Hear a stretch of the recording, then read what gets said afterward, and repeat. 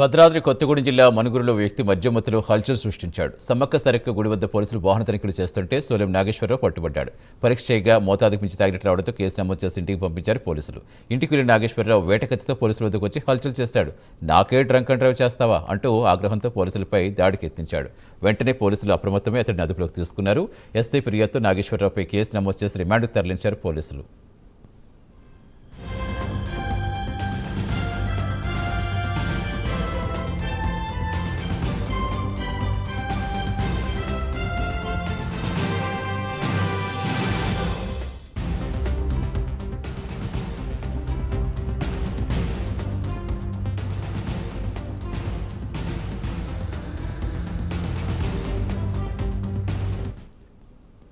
భద్రాద్రి కొత్తగూడెం జిల్లా మనుగురులో వ్యక్తి మద్యం మత్తులో హల్చల్ సృష్టించాడు. సమ్మక్క సారక్క గుడి వద్ద పోలీసులు వాహన తనిఖీ చేస్తుంటే సోలెం నాగేశ్వరరావు పట్టుబడ్డాడు.